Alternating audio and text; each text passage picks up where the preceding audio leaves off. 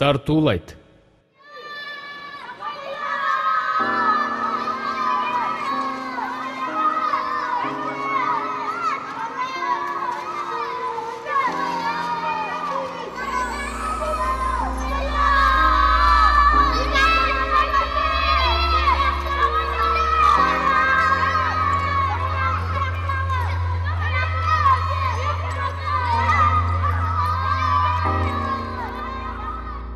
Айдар, sen çoğunda kim bololsun? Bakıyorum, ha sen çağırıyorsun. Irkçı bolalım. Ha sen çımara. Ölsöp sizlerin atanın el tapır. Özüm üçün.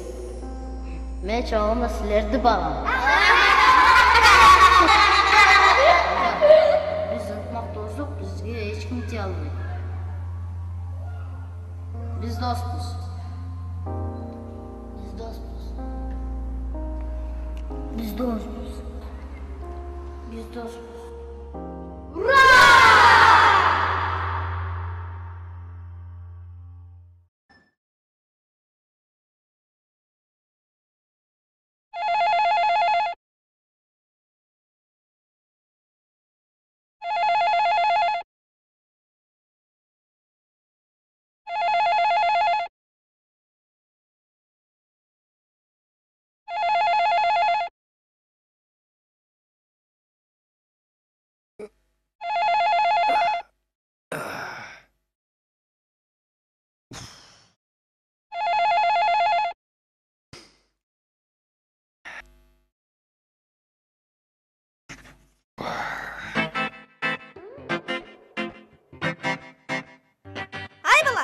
Айбала, лепешканың ақшасын бермейсің бе? Бүгін сөз берем эже.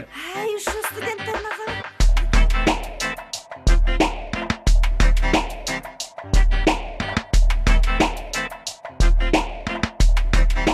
Saatiniz kaç oldu? Ya, Saatiniz. 9:20 oldu. Ha, rahmat.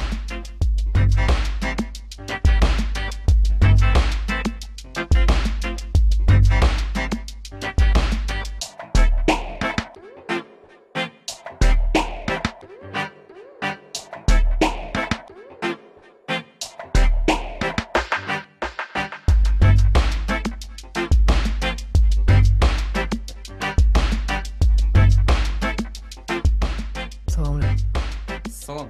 Examen bitti. Болады. Ha.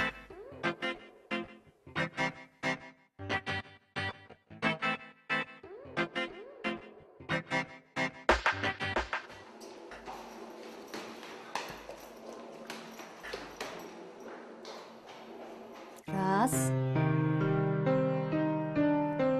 И еще раз. Еще раз. Саламатсыз беже. Мені кечіп қоңызшы. Sensin бар еді. Ай, кечірінде чегі болот. Эже, мен... Уялбайсың ба?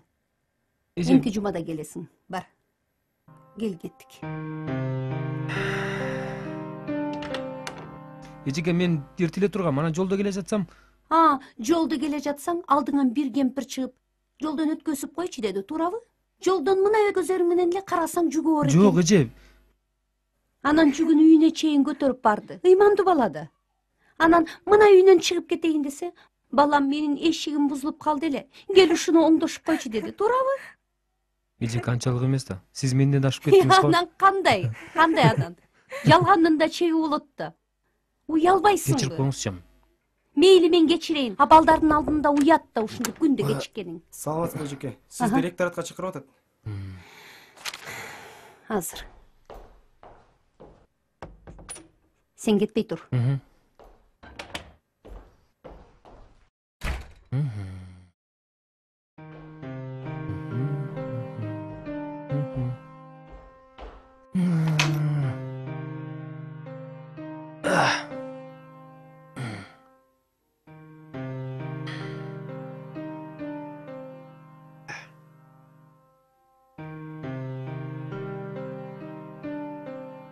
Анан кандайсың байдын кызы? Сен экинчи ушинтип айтпа деп эдим беле. Койчум. Элдин баары эле айтышып атпайбы? Мен айтсам эле таарынып калат экенсиң да.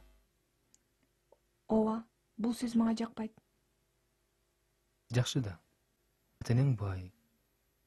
Баары жетиштүү. Элдин баары байдын кызы деп суктанышат. Мындан ашык бакыт барбы? Сен билесиңби? Кайсы жомокто окуа байдын кызы сөзсүз түрдө терс каарманда болот. Акылсыз, келесоо, же Болду, түшүндүм. Мен сага кандай мааниде айткан жокмун.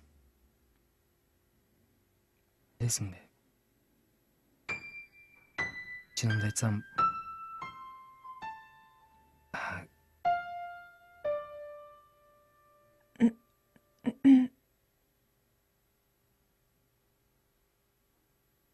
мен сени башкача көрөм.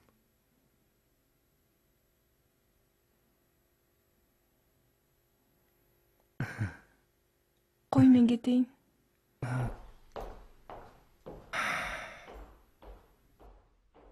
Сен ошондо мага таарындың да? Жок. Мен да сени башкача көрөм.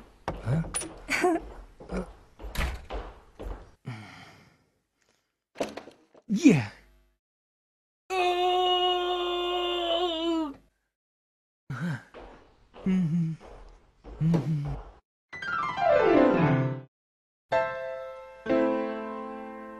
Каш кирпигиң карлыгачтын канатындай капкара үлбүрөгөн жүзүң сенин.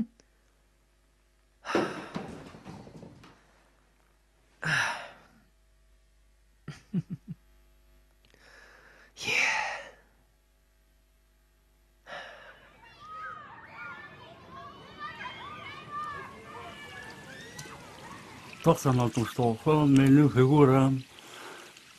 Benim orada muzikamı kovan. Ay yapma.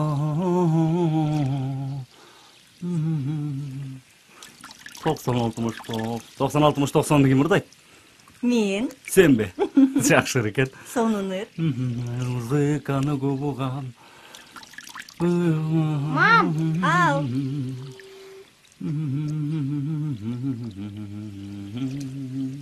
Алман тамака. Hazır. Пап, кушать. Buna baratam hazır.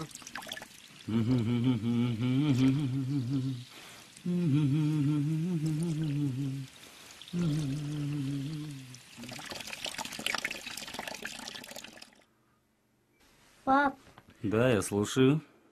я вчера на улицу выходила. Ага. Мне там в подъезде девочка сидела. Так. Она мне подножку поставила. Потом? Я сказала, что ты делаешь? Ага. Көп сүйлөбөй тамагыңды иччи. Айтсаң болот тамак ичпейт. Тамак же десең болот. Жесең боло. Карачы даамдуу тамак болуп тур. Кел огой, же огой. Алтыным. Тамагыңды ич. Не буду. Чолпошка. Болду эми эркелебей тамагыңды ич. Чолпона. Я открою, Ай, я. Кудайым ай, өзүм ачам шашылба. Чолпон. Кто там? Мен Ким был? ач. Как дела? Кандайсың Ариет? Жакшы.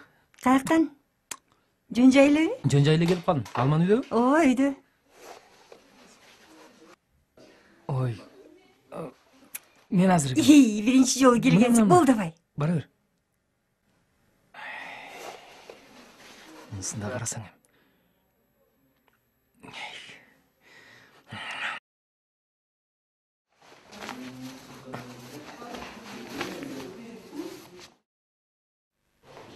Пап, Ариет Байке келди. Ариет байкен келди. Ариет келди. Жакшы. Ана папаша каякта жүрөт? Кайдан? Кандайсың? Кандай ден солта? Чопоша. Жүрөт. Атаңа Өт. Өтөрчүм. Келем өт. Жоқ, тамақ ішпеймін. Кандай? Аруке чайдан койчу. Дасторконго кара. Ариет. Кандай анан студент? Ден соолук жакшыбы? Жакшы. Мен шашылышта кирип калдым. Кандай шашылыш? Бүгүн эртең дем алышта. Вот именно. Эртеңки дем алышта сен керексиң. Да? Жөн жайлыбы? Тынччылыкпы? Нормально бар. Кыскасы мен бирөөнү жактырып калдым. Опа. Да? Неужели? Анан? Ошо?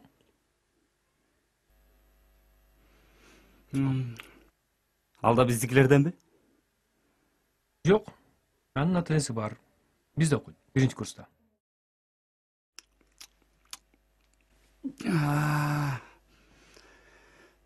Мейлими? Өзүңө кара. Баса досум. Анын 2 күнөйүн туулган күнү. Анан мен ага бир туугандарым менен, досторум менен бардыгы менен тааныштырам деп сөз берип койдум. Ошон үчүн эртеңки түшүк тамакты Каяктан? Служитнем.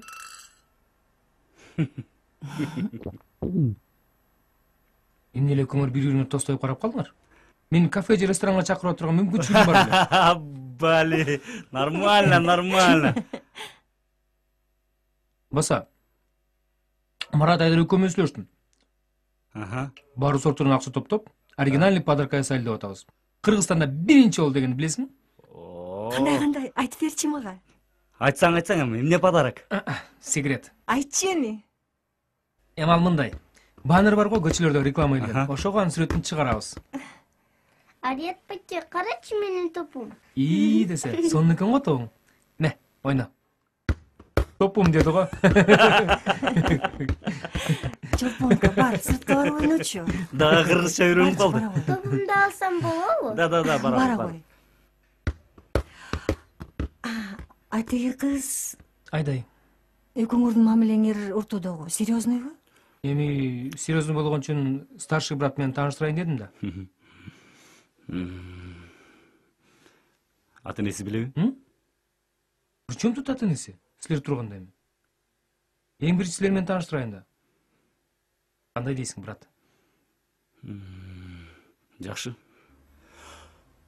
Анда мындай. Биз Аруке экөөбүз эртең конокторуңду тосуп беребиз. Аруке? Камсанама. Мен бактылуумун. Мен анда кайтайын. Токто. Мен да кошо чыгам. Каяка сабакабы? Рахмат. Тамак ичип кетсең Тамакты болмок. эртең жейбиз. Мен кечирек келем, Аруке.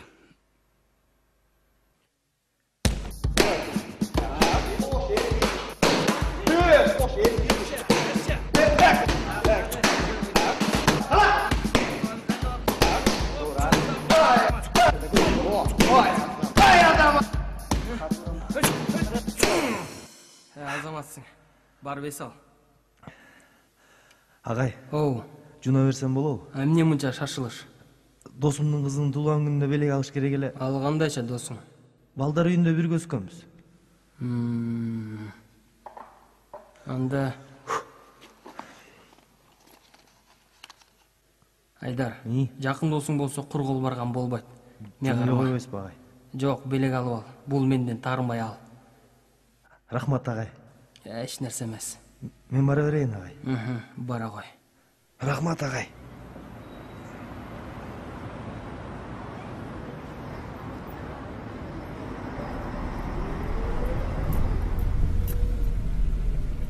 Иничек, тетиң машина токтоп койчу, келдик. Макул байке, азыр. Шакабы? Рахмат, иничек, шеф өзүм төлөп коем. Эме?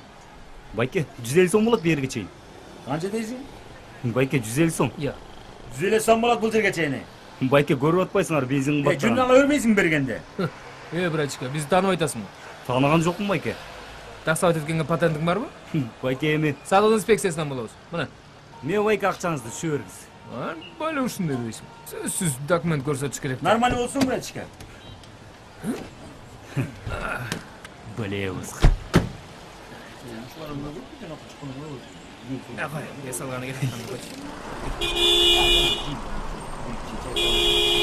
Азыр, өліп бартасың. Дұрре.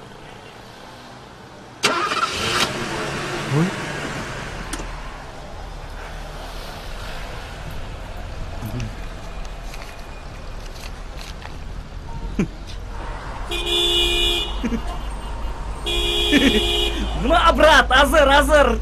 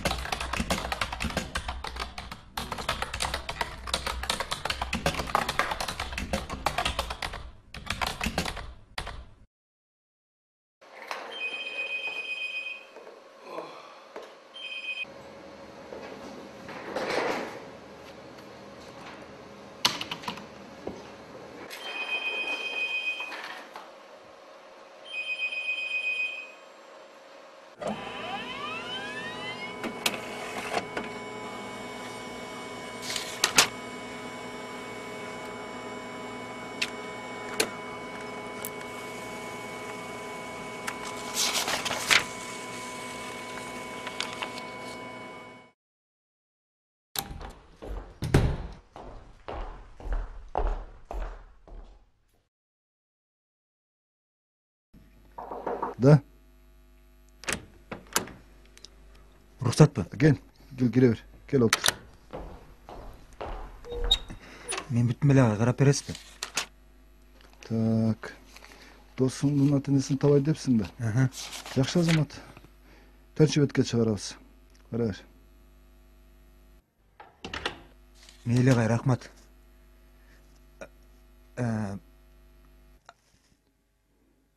Агай, Ne oldu? неме, эгер мүмкүн болсо агай мага аванс берип тура аласызбы? Көп керек беле? Жок, көп деле эмес. Кичине эле. Хорошо, gel otur. Так, анда. Марат, бул акча аванс эмес. Гонорар менден жардам болсун, макулбу? Рахмат. Жетеби? Рахмат. Мен барайын, рахмат. Эчтеси эмес. Ишиңе келек. İşte ver. Рахмат. Рахмат. Эчтеси эмес. Чоң рахмат. 5, 6, 7, 8. Раз, два, три, четыре. 5, 6, 7, 8. Раз, два, три, четыре. 5, 6, 7, 8. Раз, два, три, четыре. 5, 6, 7, 8. Раз, два, три, четыре. 5, 6, 7, 8. Раз, два, три. Айдайка, соберись, пожалуйста. Посерьезней. 5 минут. Отдохнули. Слушай, Мира, что с ней? Не знаю. Давай, подбодри ее. Хорошо? Ага. Айдай, сага эмне болду? Сенин өзүңө сезилген жокпу? Негедир күндөн күнгө эле өзгөрүп баратасың? Мүмкүн. Ал баланын чындап эле эч кемеси жок бекен? Сенден бир нерсе сурасам капа болбойсуңбу? Неге капа болмок элем? Сурай бер. Сенин чындап эле эч кимиң жокпу? Чындап эле. Сен азыр атаңа же апаңа жолуксаң эмне кыласың? Жолуксамбы? Анда мен анын көзүнө ушинтип тигилип көпкө карамакмын.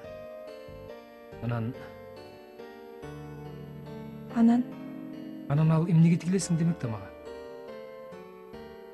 Анда мен 22 жылдан бери өз баласын издебеген адамдын жүзү кандай экенин жакшылап көрүп алайын демекмин. Ал өзү балдар үйүндө тарбияланган экен да. Билбейм Айдайка. Сен аны чындап эле жакшы көрүп калган окшойсуң. Чынымды айтсам, өзүмдү өзүм түшүнө албай турам. Баса. Ал мени эртең түшкү тамакка чакырганда. Өзүнүн балдар үйүндө чогуу өскөн достору менен тааныштырам деп. Эмне барып келесиңби? Мира, барып келчү. Барып келейин. Сөз бересиңби? Все, по местам. Жүр, Айдайка. Аха.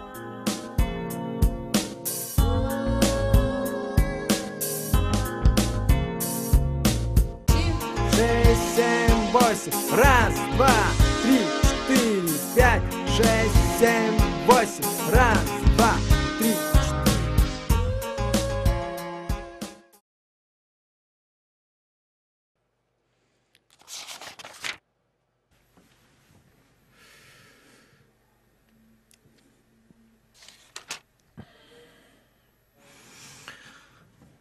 Так.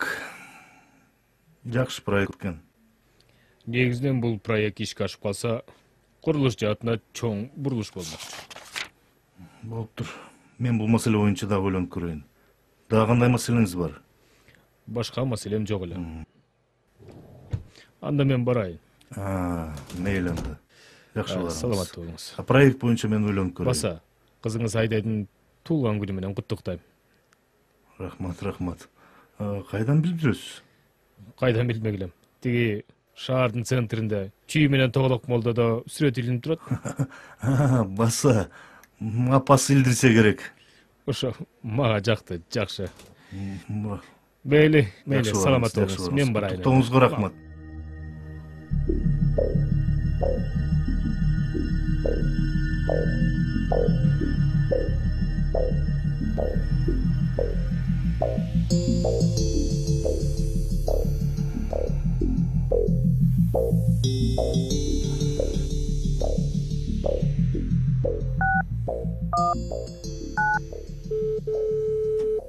Alo. Кандайсың, майор? Ден соолуктары жакшыбы? Жумуштасыңбы? Сен мындай кылчы. Азыр Тоголок молдо менен чүйдүн кесилишинде 15 мүнөттөн кийин жолугушалы. Жумуш бар. Мейли, сүйлөштүк.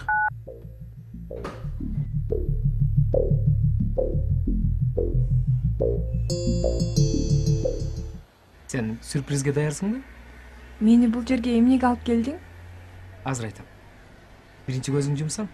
Эмнеге? Жумыр. Мага ишенесиңби? Эми акырын айлан. Эми ач көзүңдү. Кана? Тиги жакта карасаң, тигинде.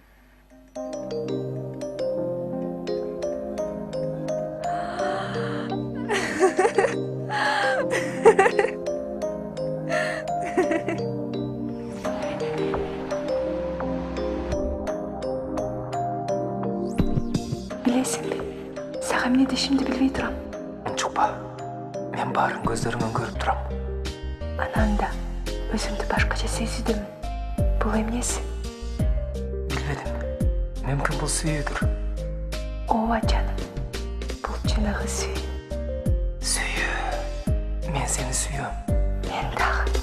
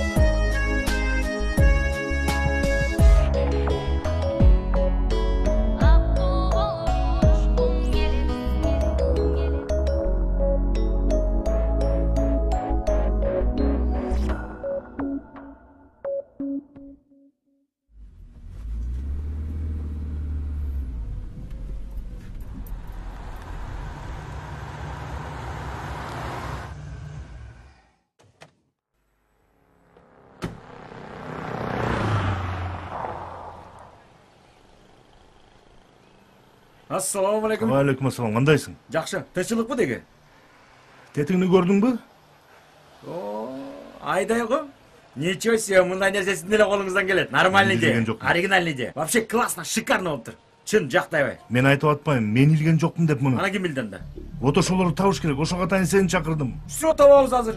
Айдай көз билеби? Айкаң да билбейт. Каяктан билмегиле? Всё байке, табабыз азыр. Алло, бул мен камчы. Так, слушай, могу чүй Тоголок молдо кесишиндеги жолдун оң тарабындагы шит кайсы фильмга карайт, ана ким заказчик тез билип бер мага. Всё, ана мага даштыр эдесиң. Түшүндүңбү? Всё болду байке. 1 сааттан кийин чечип берем. Тездетчи ушуну, Бат эле. Болду байке.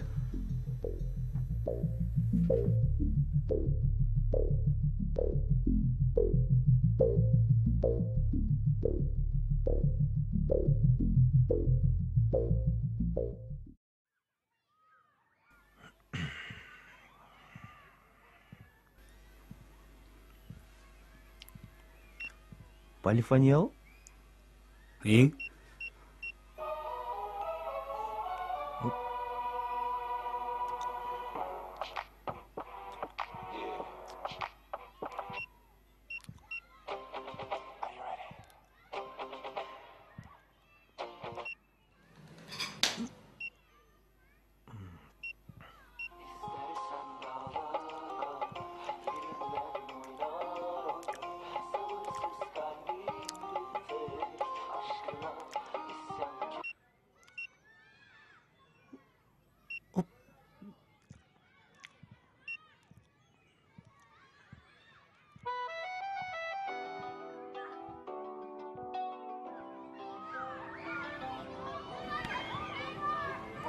Ой.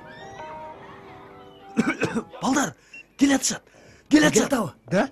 Стулдардан бол, бул чучу бул. Стулдардан бол. Экөөбү? Эки кыз менен келатат. Кана алдыга баскан мен силерден кийин. Не турасыңар? Турбайсыңар. Өзүңдө өтпөйсүңбү?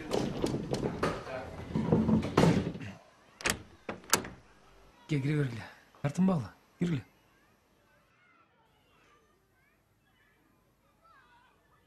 Эмне турасыңар? Турбайсыңар. Келиштиби? Анан эмне? Турбайсыңар. Ой мына? Сен турчу. Койчу эми өзүң эле тура берчи. Койчу алмам, тура берчи. Киргиле. Өз үйүңөрдө көрүп тартынбастан. Келгиле кыздар. Келгиле. Саламатсыздарбы? Төргөткүлө. Мира өт. Кыздар өйдө тур. Киргиле. Марат, Уялбагыла Сен бул кыздар. жака. Аруке, меймандар келди. Азыр. Арет өт. Күтүргөн жокпузбу? Кандайсыңар? Куш келипсиңер? Рахмат. Кандайсың? Жакшы. Саламатсызбы? Саламатчылык. Тамактан алгыла. Алман, эмне отурасың?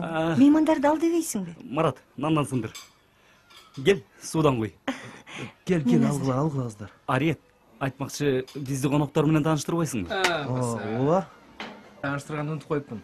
Анда тааныштырып баштайын. Алыңыз. Эми тааныштыра кетсем, бул жак болсо старший брат. Аты Алман. Өзү бизден 3 жаш улуу. Просто сабак начар окуп калгандыктан класстан 3 жыл кала берип биз менен чогуу өткөн. Койчу дагы баштадыңбы? А бул сулуу кыз болсо, мунун аты Аруке. Биздин классташыбыз. Алмандын көрөр көзү, сүйгөн жары, супер чач жасагыч. И баса белгилеп айтып эч нерсе, экөө 1-класстан бери чогуу жүрүшүп, баш кошушкан.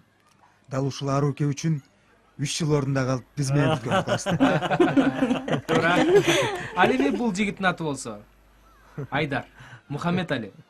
Физкультурныйда 4-курста окуйт. Боксер. Бирок менден башка эч кимден коркпойт. Тренер болсо өзүммүн. Эми бул жакта. Ал эми бул жакта олтурган скромный жигит, мунун аты Марат.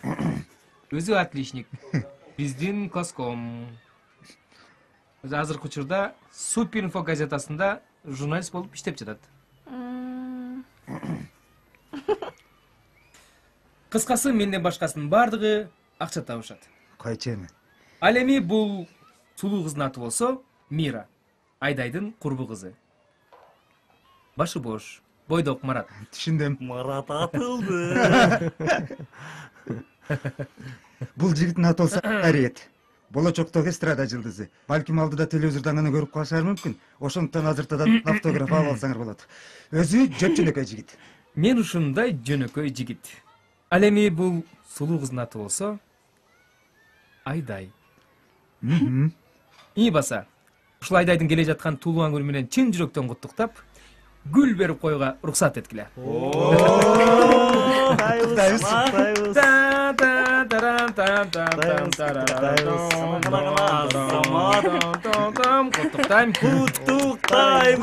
Куттуктайбыз. Арет байке. Оппала. Кызымка келдиби? А бул ханшанын аты болсо Чолпон. Бул Алман менен Арукенин кызы. Кандай жүрөсүң? Жакшы. Сен бүгүн бизге бийлеп бересиңби? Азамат, кана даярданып кел. Анда эмесе урматтуу коноктор, куш келипсиздер. Эми мен үйдүн ээси болгондуктан мен тос сүйлөгөнүм туура эмес болуп калат. Андыктан достор, сөз кезегин Маратка берип койсок. Марат, кел. Кана Марат? Кыздарга шампан куюлду. Все нормально. Биз Ареттин достору. Эгерде биз буга чейинки тагдырыбыз жөнүндө кеп кыла турган болсок, азыркы отурушту маанай чөгүп кетиши мүмкүн. Ошондуктан алдыдагы келечек жөнүндө кеп кылалы. Биз бактылуу боло алабыз. Ал эми бүгүнкү ушул кеченин күнөөкөрү олтурат. Айдай, Ареттин бактысы сиздин колуңузда. Ал эми Айдайдын бактысы досум Арет, сенин колуңда. Бакыт үчүн чел достор. Туура. Жакшы сөз болду. Бул сөздү туруп албаса болбойт. Биз бактылуу боло алабыз. Сөзсүз.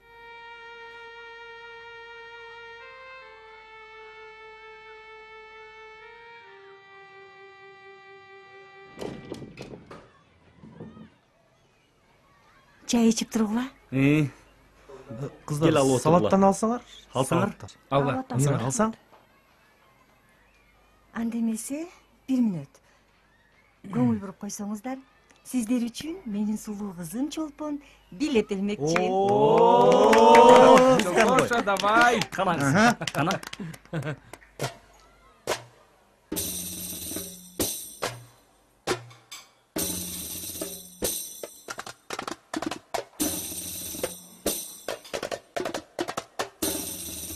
кызым.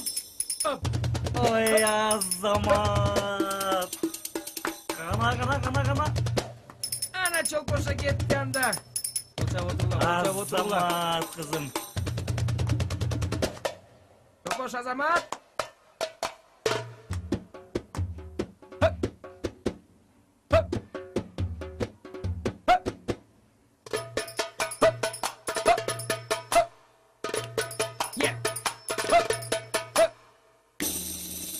Давай, Чолпоша.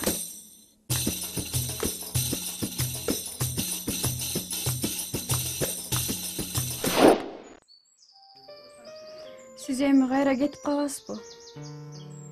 Ооба, бирок кайра эле жакында келем. Ошондо жанына көпкө чейин болом. Сүйлөштүкпү? Чолпоша, давай. Тупуш билет деген. Алман, машинеңди берип турчу, эртең максатка барып келейин. Чолпондун билеген жактыбы? Ооба, жакты. Мага баарыңар жактыңар. Анда биз да кубанычтабыз. Басаң айткандай, силерди бүрсү күнү боло турган өзүмдүн туулган күнүмө чакырам. Мүмкүн болсо келерсиңер. Силерди сөзсүз күтөм. Анан барбай койбогула? Конечно, барабыз. Билесиңер да достор, биздин отуруштар эмне менен бүтөрүн. Албетте бул ыр менен бүтөт. Туурабы? Ырдайбы? Уксаң? Ариет, досум, ырдап койчу. Ариет, баягы ырдырдачы.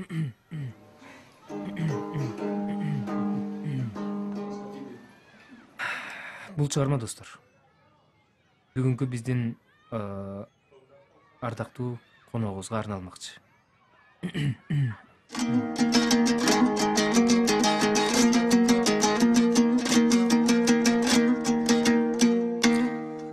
Карагым айланайын карындашым, төгүлгөн ыйыгыңда колаң чачың, жайкалып кызгалдактай кулпурасың. Өзүңдөй карындашты кайдан табам? Көзүндөй жаш потонун жайраңдаган, көзүңнүн күлмөңдөгөн айландаган, арчыган жумурткадай аппак көркүң. Өзүңдөй карындашты кайдан табам?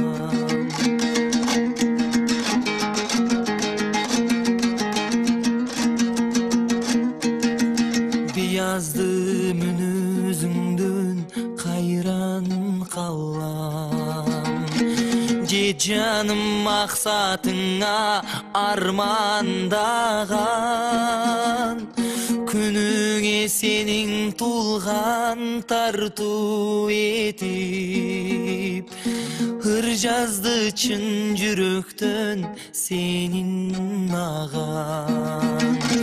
Көзүндөй жаш потонун жайраңдаган, көзүңнүн күлмөңдөгөн айландаган, арчыган жумурткадай аппак көркүң.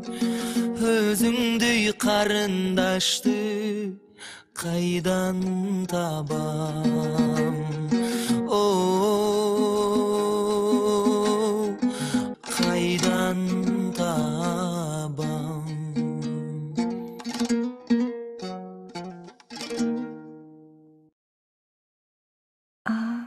Ариет.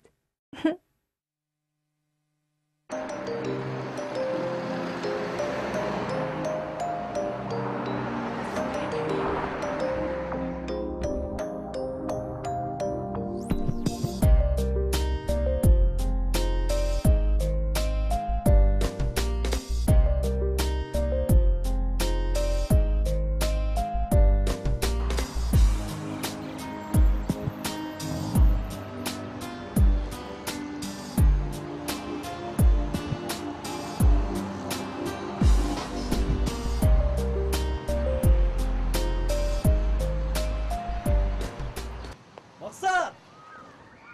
Maksat!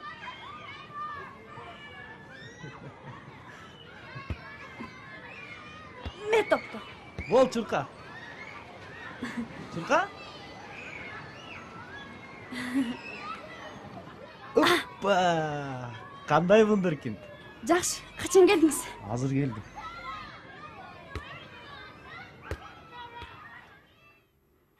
Мерсти Алман байке сатып алдыбы? Жок, семейный лотодо утуп алды. Балмуздак жактыбы? Абдан жакты. Коладан куюп берейинби? Жок, өзүм.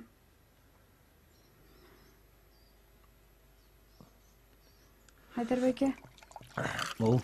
Мени качан алып кетесиз? Жакында. Аз калды. Чолпондун деле Алман байкеси алып кетти го. Билесиң, Максат. Алман байкең үйлөндү. Туруктуу иш тапты. Анан? Анан анын өтүнүчүн комиссия карап, чолпонду берди. Анда сиз деле аялыңыз да. Мен сиздин аялыңызды мама дейин. Кудай буйруса, күзүндө үйлөнөм. Анан бул маселени 1 жылдын ичинде чечебиз. Сүйлөштүкпү? Сүйлөштүк. Мен сизге бир нерсе көрсөтөйүнбү? Көрсөтчү. Мен ыр жазгам. Окуп берейинби? Окуп берчи гана. Элжиреп ак сүтүңдү эмизбедиң. Өз колуң менен тамак жегизбедиң. Көз ачып туулгандан таштасаң да, Энекебай өмүр бою сени издедим.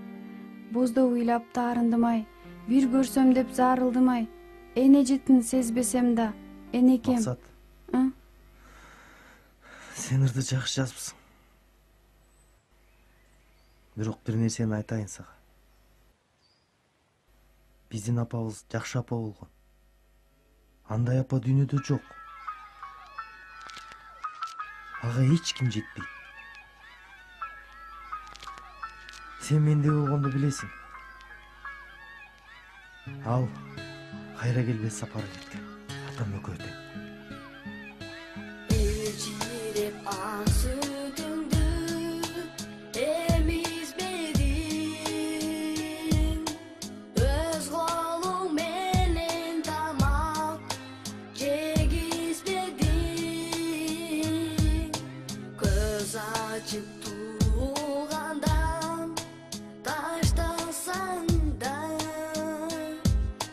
Энекебай өмүр бою сени издедим. Бозду ыйлап таарындымай, бир көрсөм деп зарылдымай. Эне жытын сезбесем да, энекелеп сагындымай. Энекелеп сагындымай.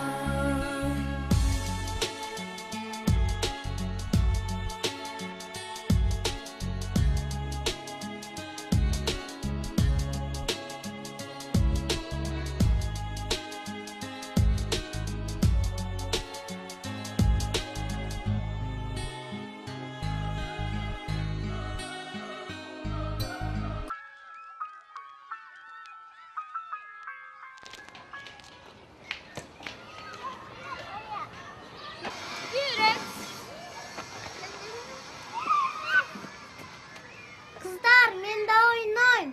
Hoppa. Men de oynayayım. Жок, сен ойнобойсуң. Эмнеге? Жөнеле. Бул жерде биз ойноп жатабыз. Men деле oynayayım sizler menen. Yok, sen oynamazsın. Nege? Эмнеге? Сенин апаң, сенин жеңең болот. Алар сени багып алышкан. Сенин атаң, апаң жок, уктуңбу? Жалган. Чын, менин апам айтты. Акылы эси жок кыздарды апасы таштап кетет деп. Yok, жалган. Men apamdın kızımın.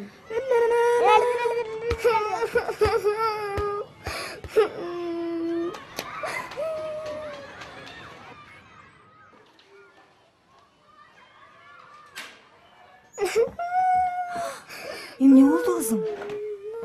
Ким сени ыйлатты? Апа. Meni balдар koyunga korkutpa koyuştu. Kızım, ошого düйлайсыңбы? Жүрө кой алтыным. Ошого düйлайсыңбы? Сен акылдуусуң да менин жаным. Менин күчүгүм алтышкам. Сен акылдуу кызсың. Болду эми кызым. Ama benim apam yok. Senin apan emez. Al başka desti. Kim aytты? Kızlar. Болду эми.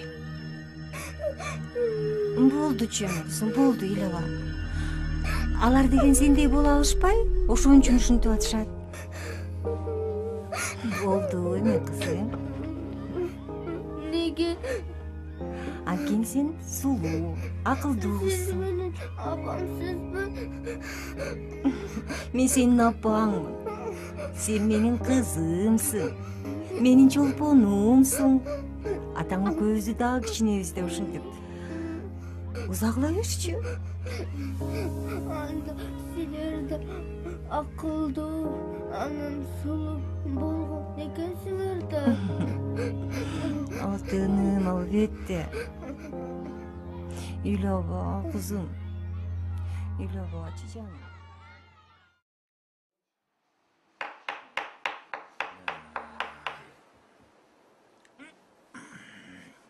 Так. Айдармын дечи. Ата энең жок. Спортсменсиң. Не сууда жакшы сүзөсүңбү? Же эмне шахматтык ойнойсуңбу? Мазактабай сүйлөңүз. Эй, спортсмен. Мен сендейдинчи далайын көргөмүн. Жана кыздын өзүнөн сурабай туруп. Так. Публично. Так. Көчөнүн чок ортосуна илдирип коюп. Анын эмне мазактаган эмеспи? Керек болсо, сен үстүңө мойнуңа 4 стакан илип коем дагы, үстүңөн иш козгойм. Ошондо тренериң дагы, энең дагы, атаң дагы мен болом. Түшүнүңбү? Биз муну жакшы оймен эле. Эмне? Биз дегениң ким? Досторум. Оппа! Бандам дечи, бандам. Бандаңдын башчысы ким? Биз банда эмеспиз. Эй, мадырабаштар, кайдагы чет өлкөлөрдүн кинолорун көрүп алып. Мен чындыкты айтып жатам. Чындык, чындык. Өз сен чындык каякта экенин билесиңби?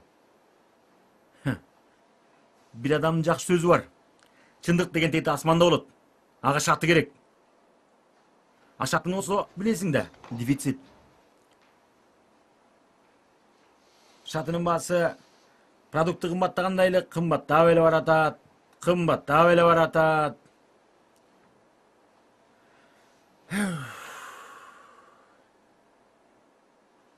Короче, ме, ошол чындыгыңды могу баракка чүрөсүң дагы жазасың.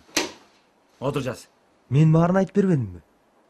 Айткан башка, жазган башка. Отур жазып атпаймбы?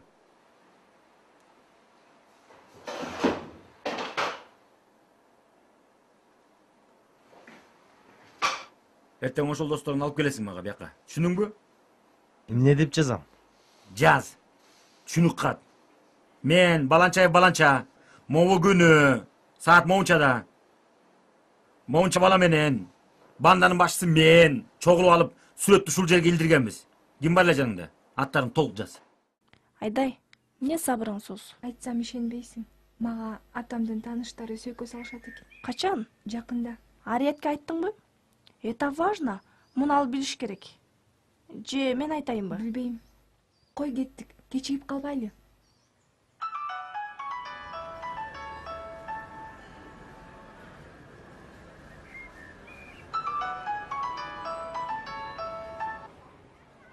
Да, алло. Алло, Ариет. Бул мен Мира. Кандайсың? Жакшы. Ариет. Мен сага айтайын дегеним, Айдайды ата энеси башка бирөөгө кудалап жатыптыр. Ким айтты сага? Айдай айтты. Мүмкүн бул жөн эле ошактыр. Анткени Айдай деле толук билбейт экен. Кимге дедиң? Билбейм, тааныштарынан го. Айдай өзү кайда? Ал үйүнө кетти. Ариет, мен Менин айтканым эч кимге айтпай эле койчу. Макулбу?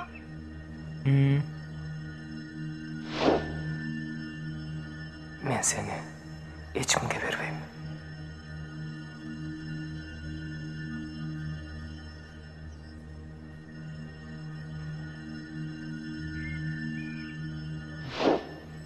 Эй жигит, эмне кыйналып атасыңбы?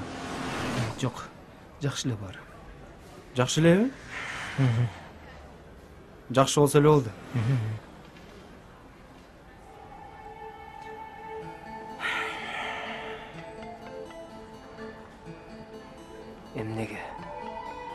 Эмнеге дайым ушундай? Түшүнбөйм. Же менин тагдырым ушундайбы? Буга чейинки көргөн азаптарды эле жетишет эле го. Өмүр бою эле түйшүктөн башым көтөрүлбөдү. Эми ментип. Жок. Мен өзүм үчүн өзүм күрөшүүм керек. Бирок кантип? Атасына барыш керекпи? Ал киши мени түшүнөбү? Балким, билбейм.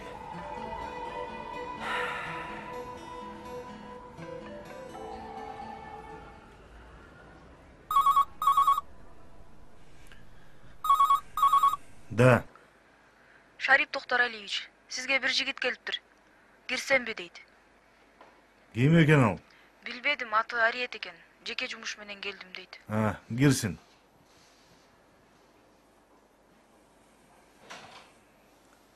Салам алейкум. Урсат бекен. Келиним, кир бул жакка отур. Мен азыр. Келип калсың жигит. Эмне жумуш менен келдиң? Айта бер. Агай, мен атым Ариет. Жакшы, Ариет. Мага болсо Шарип Токторалиевич деп кайрылсаң болот. Шарип айке, мен Айдай менен чогуу окуйт элем. Кызымдын группалашы болуп турбайсыңбы, э? Жок, мен ал 1-чи курста, мен 4-чү курста окуйм. Так, өзүң эмне жумуш менен келдиң эле? Кандай десем, мени кечириңиз. Мен сиздин кызыңызды биз бири-бирибизди. Сен эним ушуну айтканың мага келдиңби? Жок, мен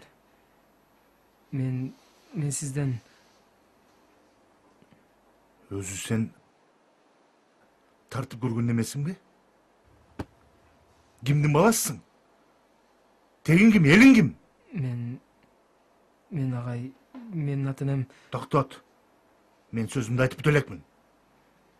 Кечээ биз келесо шаардын так ортосуна менин кызымдын сүрөтүн илип коюптур. А бүгүн болсо, менин түшүнүм боюнча, сен кызымдын колун сурап отурасың да, уялбай, туурабы? Эй! Жок, мен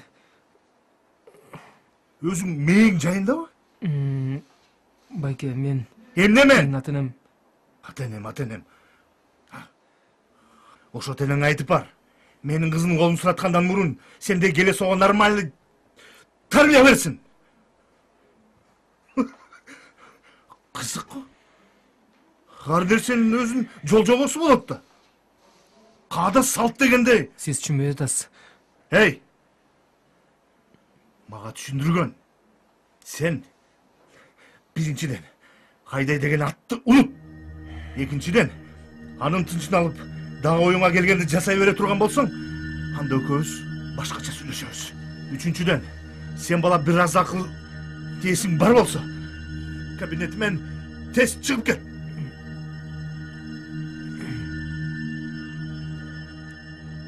Сизге мен... Сөз бүттү. Тур мында. Тез чыгып кет.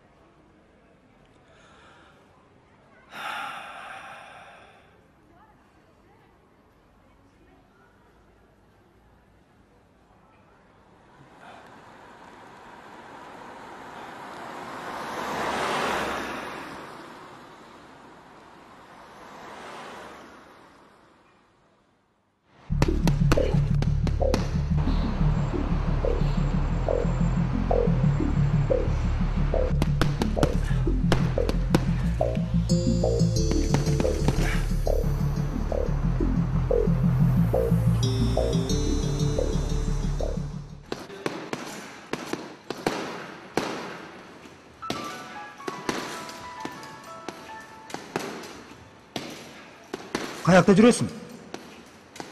Seni küt atpaylı, bolboysun mu? Geldin be. Gel giriyor. Azır araya etkelet. Boldu, toktatçı. Toktat atpayın mı? Ne oldu sana? Ne olma öyle? Айтпайсың ne olğan? Ne olma öyle? Olturdum tergөөчүнүн кабинетинде. Дерский суроолоруна нежный жооп берип. Sen özü militsiya degенде жүрөгүң түшүп калчу эле. Камап коём десе өзүңдү жоготуп койдуң да. Өзүмдү жоготуп койдум. Жүрөгүм түшүп. Коркуп кеттим.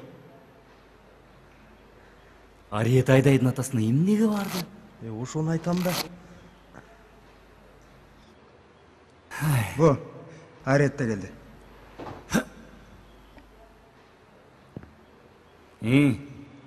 Кандайсың? Жаман.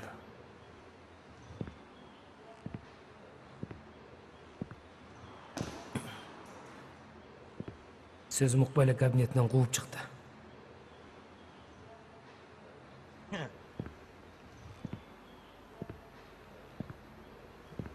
Өзү ошондой болмокта.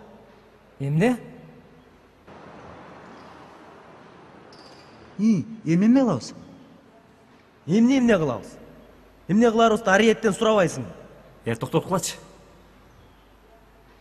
Эмне мага тигилесиң? Өзү Айдайдын сүрөтүн илгенди ким чыгарды? Эми биз оригиналын сюрприз кылалы дегенбиз да. Ушундук сюрприз болду да. Токтотчу эми. Между прочим, ал мени келесо деди. Эй, сен өзү кимсиң? Каерден келдиң? Аты энең ким? Тегиң ким деди. Ал биздин балдар үйүнөн экенибизди билбейт да. Билсе антмек эмес. Эй, мындай өзүбүзгө окшогон эле кыздар сүйсөң болбойбу? Кичине теңге карап. Эмне? Жетимдер каалаган сүйгөнгө акысы жокпу? Сен эмне кыйкырасың мага? Же менин укугум жокпу? Керек болсо мен... Токтоп кула! Бул жерге кыйкырышкан келген жокпуз. Бул жерде абалдан жол табалы деп турабыз. Кайсы жол? Жол көрүп атасыңбы? Кайсы жол? Ариет! Жол болобу? Артыңды карасаң, артыңда сүйөр эч кимиң жок. Төндөгүңдө кокотыйының жок. Билсең, сен бул коомдо эч ким эмессиң. Түшүндүңбү? Бул жерде жетимдик жөнүндө сөз болгон жок. Эмне жөнүндө болуп атат? Мен жөнүндө болуп атпайбы? Мен тексекеним жөнүндө, менин жетимдигим жөнүндө болуп жатпайбы? Балким же менин ата энемдин жоктугу жөнүндө? Же мен ата энемди өзүм өлтүрүп атайын жетим болуп турмунбу? Айтпайсыңарбы?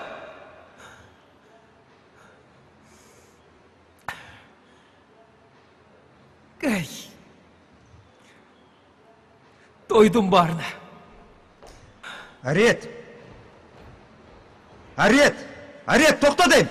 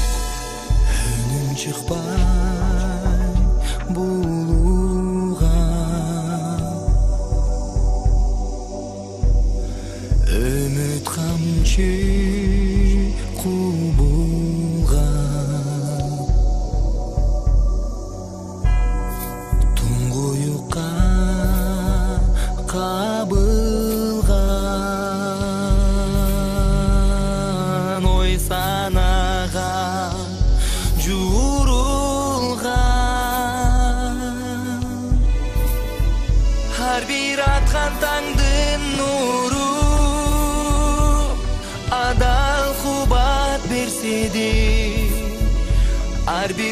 атқан тамчы суу катабызды жусады ар бир түндүн ай нуру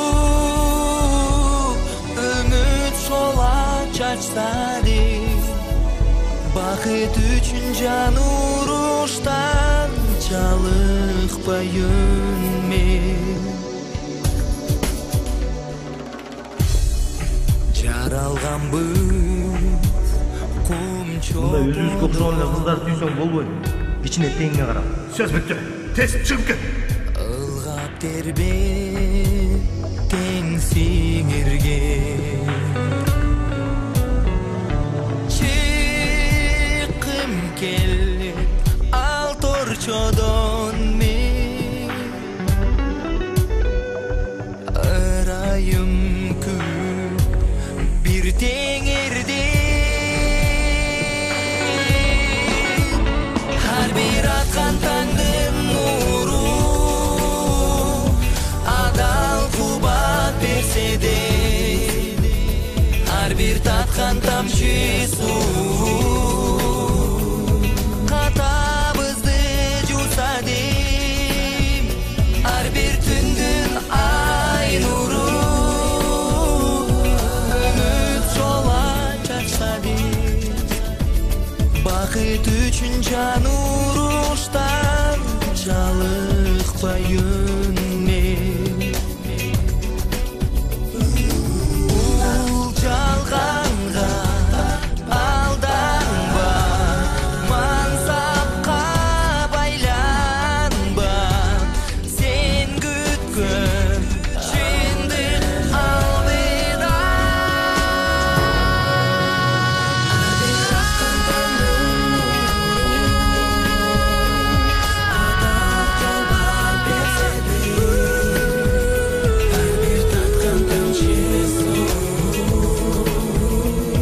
катабызды жууса дейм ар бир түндүн ай нуру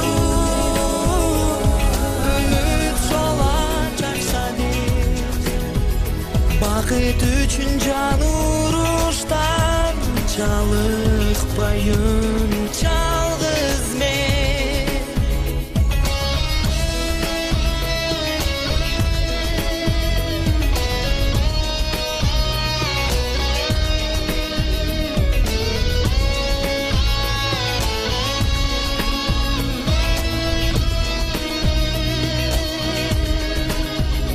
ар бир түндүн ай нуру үмүт шола чачса дейм бакыт үчүн жан уруштан жалыкпайын мен бакыт үчүн жан уруштан жалыкпайын жалгыз мен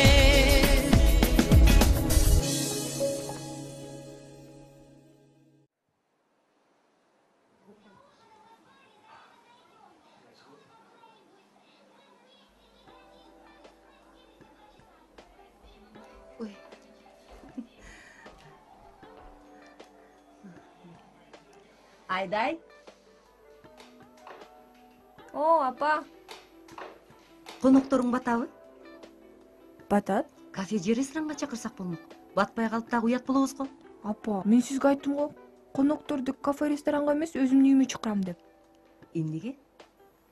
Апа, ушинте бересиңер дейми? Мейли кызым.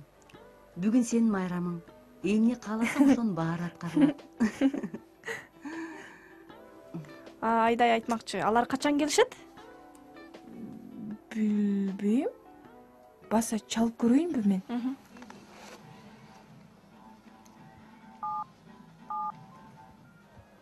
Азыр.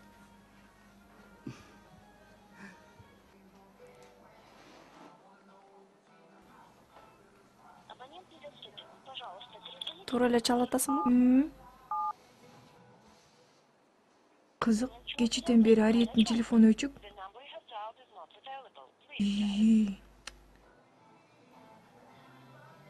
Же Аруке эжекеге чалып көрөйүнбү? Чалып көрсөң? Азыр. Оппа. Азыр.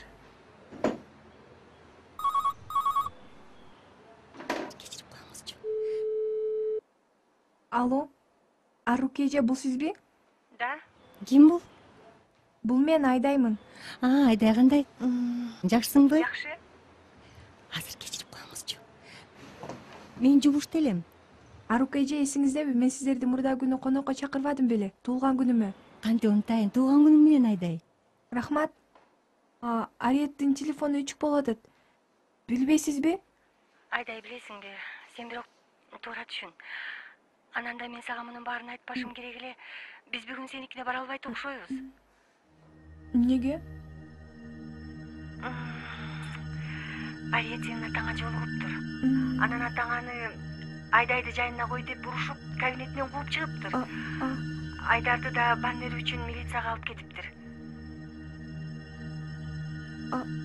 Качан? Кечээ күнү. Ариет капа болуп кеткен боюнча жок. Кайда? Мен толук билбейт экенмин. Мага Алман айтты. Айдай, мен өзүм айтпашым керек эле. Айдай, алло, Айдай. Алло. Алло.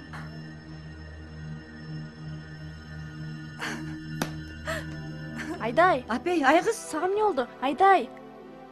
Эмне болду? Билбейм.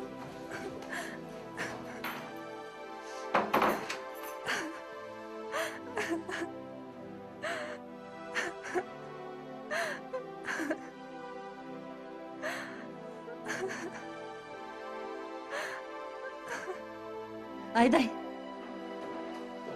Айдай. Айдай, кызым. Ач эшикти. Айдай, кызым. Ач эшикти. Кызым. Аччы эшикти. Айдай. Деги сен айтчы. Эмне болуп кетти? Билгениңди жашырбай. Эже, мен билбейм, телефон менен сүйлөшүп аткан болчу. Айдай. Айдай. Кызым. Аччы эшикти. Айдай. Ач. Ач эшикти, Айдай.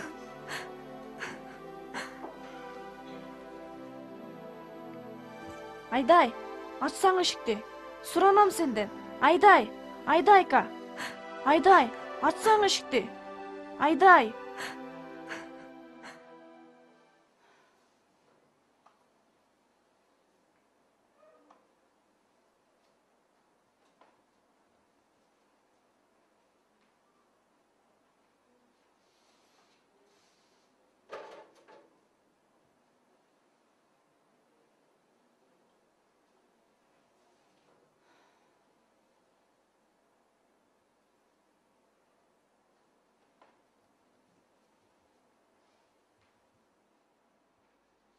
Айдай, кайдасың, Айдай?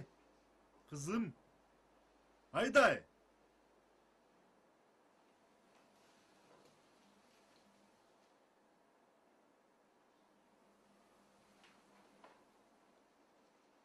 Айдай гана? Эмне болду?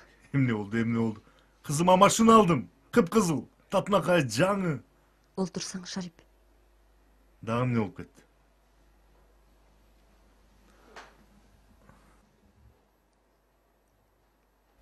Меймандар качан келет экен? Келбейт. Эмнеге келбейт?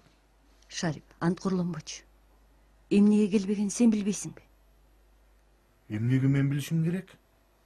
Келе турган коноктордун баардыгын милицияга тапшырып, кабинетиңен кууп чыксаң, анан ошол коноктор кайдан келмек эле?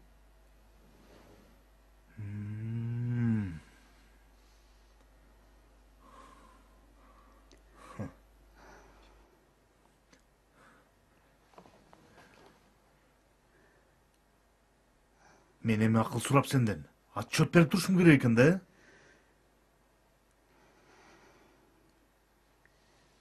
Койчу, Шарип. Мына ушул күнү кызыбыздын көңүлүн бузбай турсаң болмок. Мына кызың кыйладан бери бөлмөсүнөн чыкпай ыйлап олтурат. Жырала! Сен ал балдардын ким экенин билесиңби? Эми Шарип кызың... Билбесең билип ал! Каяктагы көчөдөгү балдар менен кызың дос боло бербесин. Биринчи окусун бүтсүн. Үлгүлөт дагы дос күткөнгө.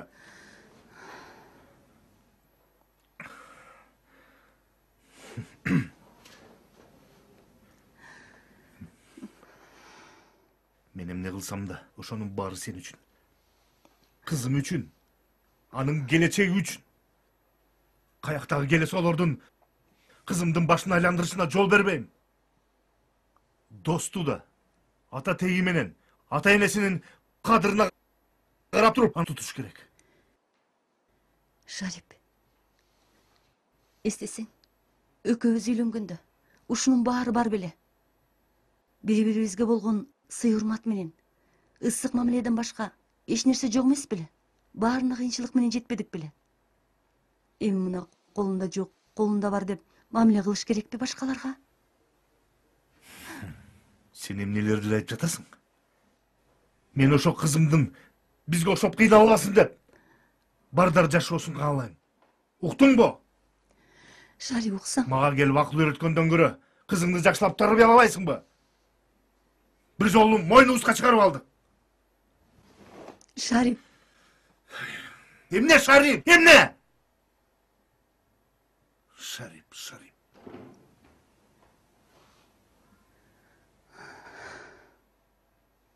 Дайым эле сеники туура.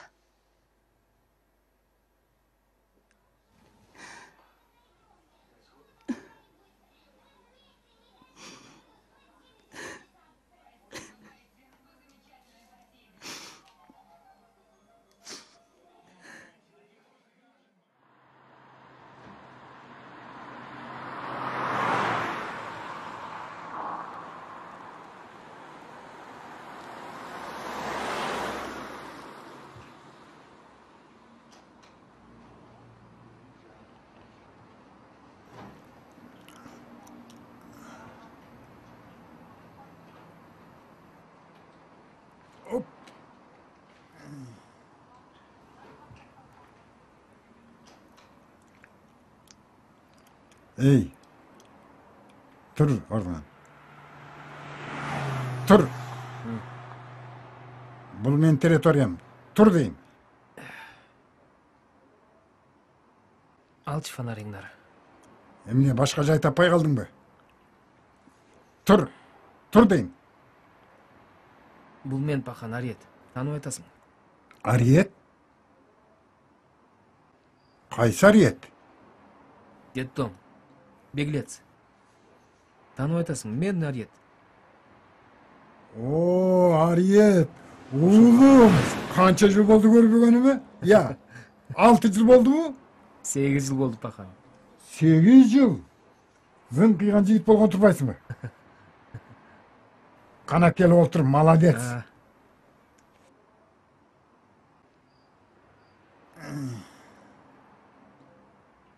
Эсиңдеби? Ошол жылы кыштагы оор болгон. Эсимде, кантип унутайын. Унутпапсың. Кел бул жака. Мен ооруп калганда жаныман чыкпай карагансың. Анда мен сип-свежий бомж. Сен балдар үйүнөн качкан беглец. Экөөбүз ата баладай 1 жыл бирге жүргөнбүз. Баса, мен сизге алып келген нерселерим бар. Унутуп калган турбаймынбы? Эмне экен ал? Азыр.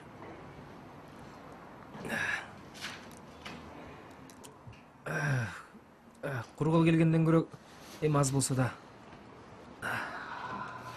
Бул дагы. Охо. Бул дагы. Ох. Эң башкысы. Мына. Мына сага. Молодец. Ушуну тапкан азаматсың. Молодец. Ушуларды ким жазган, Лея? Абдан акылдуу адам жазган. Кана эми, куй тезирээк анда.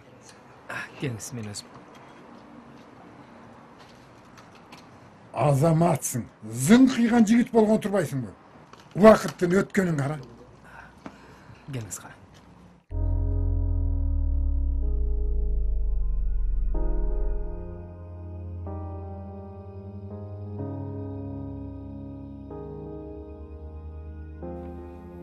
Айдай. Кызым. кел тамагыңды ич. Давидим жок. Сени мындай кылганың болбойт. Мен эч нерсе кылганым жок. Сен эмне атаңа өчүшүп атасыңбы? Эне ата эч качан баласына жамандык каалабайт. Атаң деле сенин келечегиңди ойлоп атпайбы? Мен баарын түшүнөм.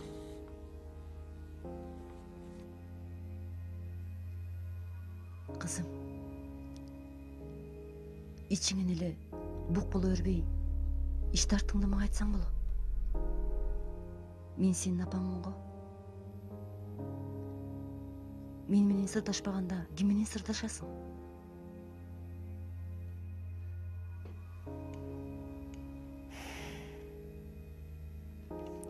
Сиз көп сарсана болбоңузчу. Баары жакшы.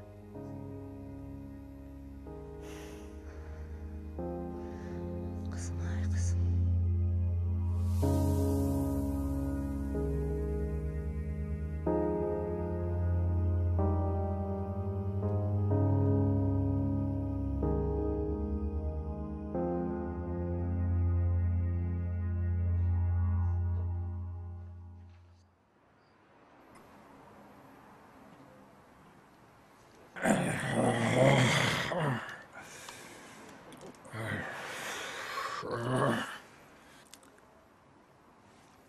Арiyet. Азыр мен сага бир нерсе көрсөтөйүнбү я? Көрсөтүңүзчү. Азыр мына. Эмне ал? Азыр.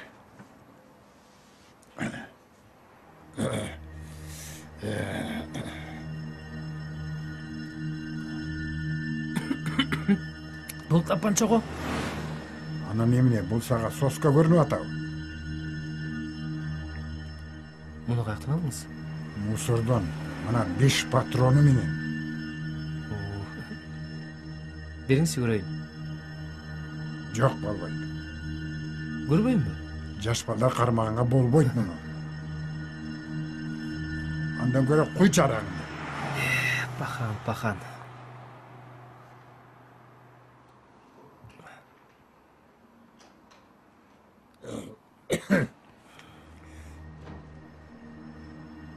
Караңыз. Менин ырларымды унут элесиңби? Жок. Алып ий.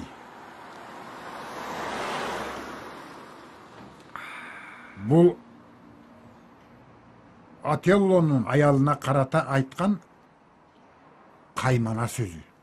Айтыңыз. Актыгың ак кагаздай аппак тура, бетиңе алдамчы деп кат жазууга, уялбай айбым кайсы деп сурайсың, окшойсуң көчөдөгү бузукуга. Айтууга жооругуңду оозум барбайт, карышат жаактарым чыдай албайт. Албырып эки бетим жалын болуп, сүйлөөгө тилим келбей булдалактайт. Мен эмес, ачык асман бетин жабат, айдагы жашырынат бүркөө карап. Ааламды аймалаган калыс желда өзүңдөн жийиркенип кетип барат. Ал эми сен шерминде, сен кара бет, бузуку бетпак десем туура келет. Сурайсың биле туруп кылмышыңды, айтып бер кайсы экен деп. О, чиркин, үйлөнүүнүн аракети, жашоонун ыркы келбес барекети. Чынында бизде бийлик жок экен го, кайдадыр жок жерде экен жашоо эрки. Махабат жыргалыңды көргөн жакшы, махабат тозогуңа көнгөн жакшы. Бирөөгө сүйгөнүңдү өптүргөнчө, бакача жер кучактап өлгөн жакшы. Бирөөгө сүйгөнүңдү өптүргөнчө, бакача жер кучактап өлгөн жакшы.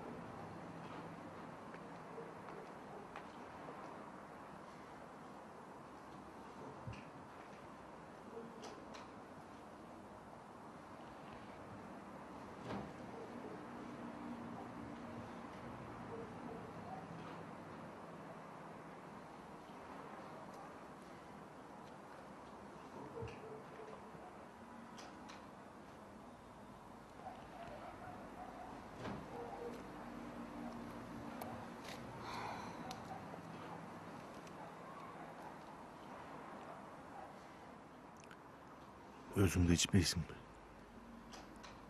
Tabiatim çok.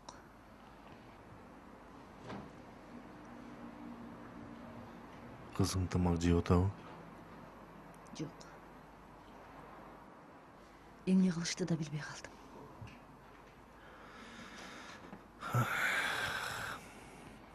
Балдар чоңойгондон кийин ушул турбайбы? Шарип. Тиги жигит билгендерин айтканына караганда түзүк эле көрүнөт. Бир гана. Эмне бир гана? Ат энеси жок экен. Балдар үйүндө чоңоюптур. Эмне? Ат энеси жок экен дейм. Балдар үйүндө чоңоюптур.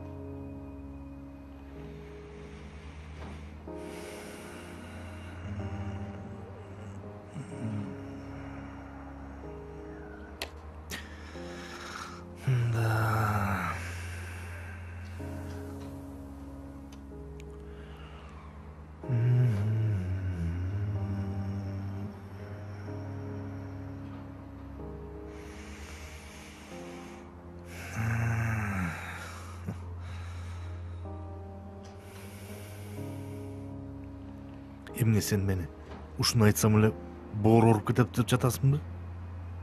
Шарип, сен башкаларды эмне кыласың? Өз кызың жөнүндө ойлосоң боло.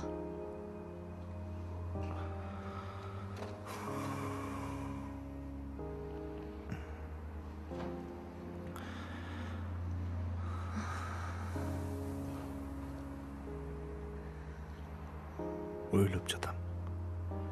Аябай ойлоп жатам.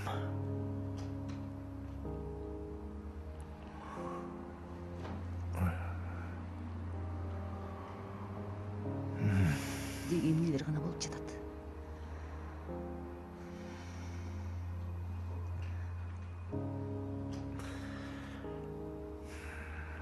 Колуңду берчи.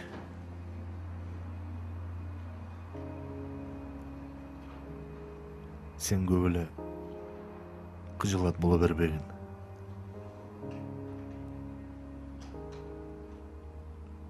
Балким мен адашып жаткандырмын. Менин Кудайдан тилегеним кызыбыз адашпаса болду.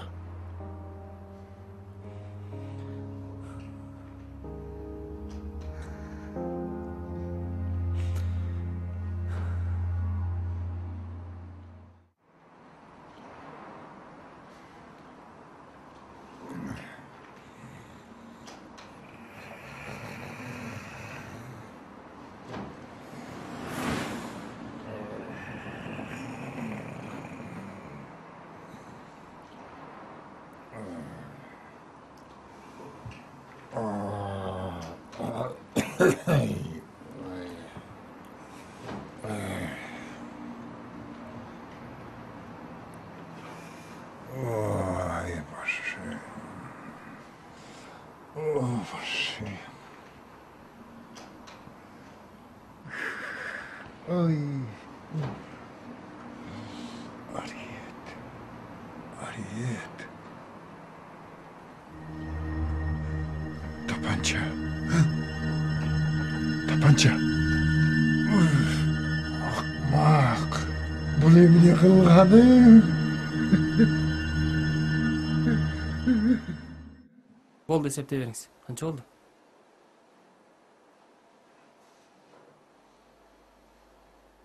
$456.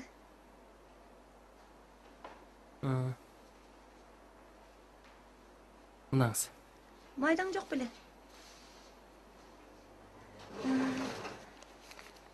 $456.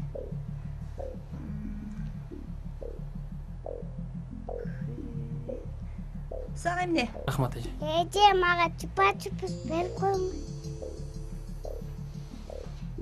Бер кой. Дагы бирди.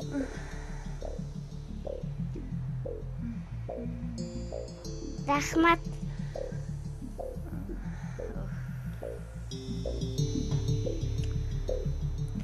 Үнүң чыгарба. Бул оюнчук эмес. Атып салам. Акчаны бер. Бол тез.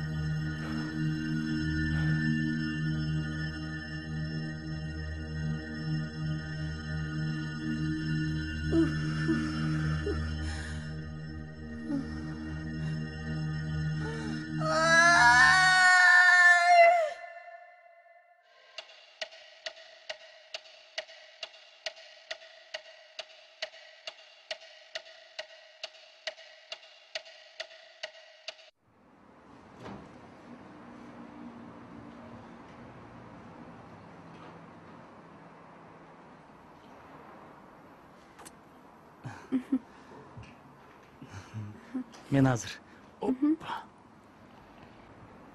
Азыр бат эле.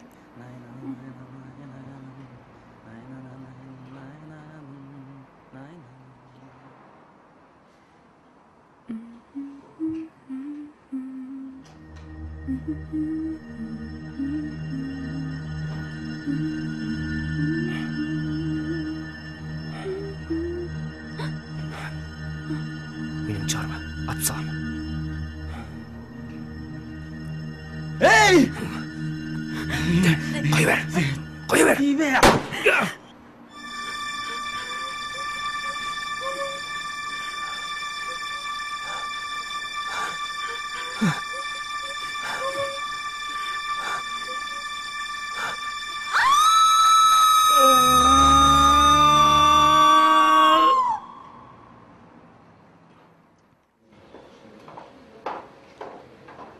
Бул сага.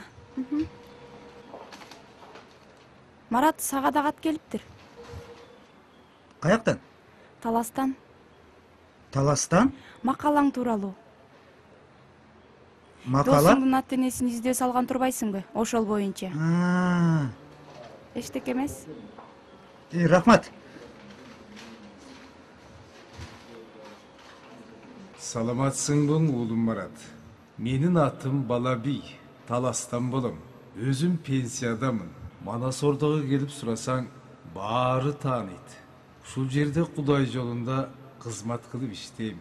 Уулум, мен сенин жазган макалаңды окуп, эмне кыларымды билбей турам. Мындан 20 жыл мурун Кудай берген баладан закондун күчү менен айрылып калганбыз. Анда партиянын күчү бар. Ошол жылы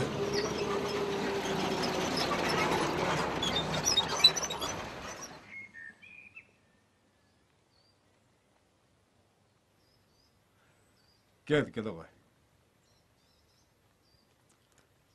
Gel давай. Так. Атын ким дедиңиз? Я. Атын ким дедиңиз дейм? Ариет. Ариет. Туулган жылы? 1986. Ушун ноябрь ай болса керек. Болса керек эмес, аксакал, мага так маалыматын бериңиз. Мен кайдан билейин чысылоосун? Кыйкырбаңыз. Мына, бул эжебиз балдар үйүнөн келди. Ариетти балдар үйүнө тапшырышыбыз керек. Эмне кылып атып? Ариет өзүмдүн балам.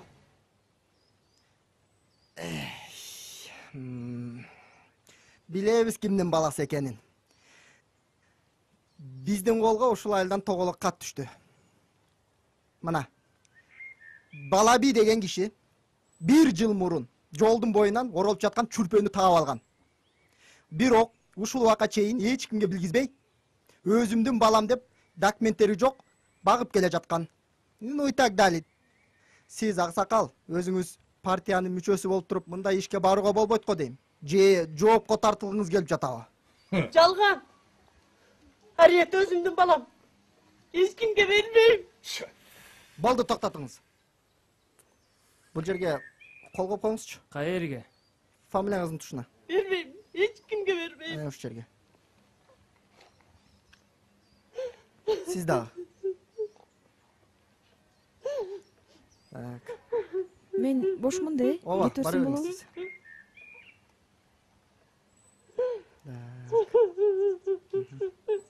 Болду. Бышактама. Эжекес. Бала немсилер кайда алып кетесиңер? Азыр Фрунзеге алып кетебиз. Андан соң чечилет. Бала Фрунзеде калат же Алмата шаарындагы балдар үйүнө жөнөтүлөт. Аны биз чечпейбиз. Так, бизди карбабаңыздар. Эртегенде кеч кылбай жолго чыгышыбыз керек.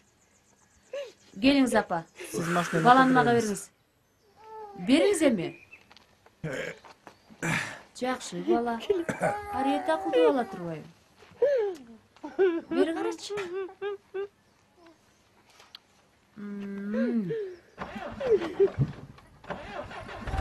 Берчи мага. Биз шашап. Кел. Ата, биз жолго чыгалы. Келиңиз.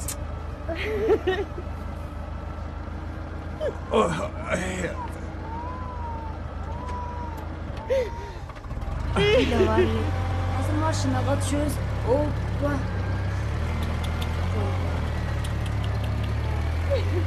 Hop. Kettik. Hay, to'xtanglar. Men hozir. To'xtay turmisiz, dag'im ne olib ketdi? Bilmedim.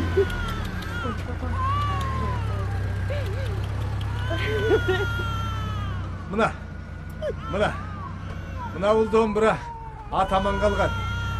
Атам согушта жүргөндө казак досу белекке берген экен.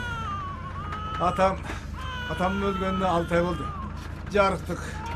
Ушул домбураны Мавреке Ариет ойнойт десе эле. Сизден сураныш.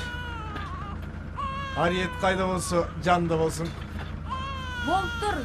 Аманатыңызды аткарууга аракет жасайын. Марат уулум, эгерде мүмкүн болсо мени балам менен жолуктур. Мен эмки жуманын ишембисинде сага барам. Мени күтүп ал, балам. Демек, Ариеттин ата-энеси бар экен да? Мен анын ата-энеси бар экенин мурда эле сезгем. Срочно Ариетти табыш керек, балдар. Бүгүн жумабы? Эртең ал киши редакцияга келет. Анан? Ал эми Ариеттин соткасы өчүк.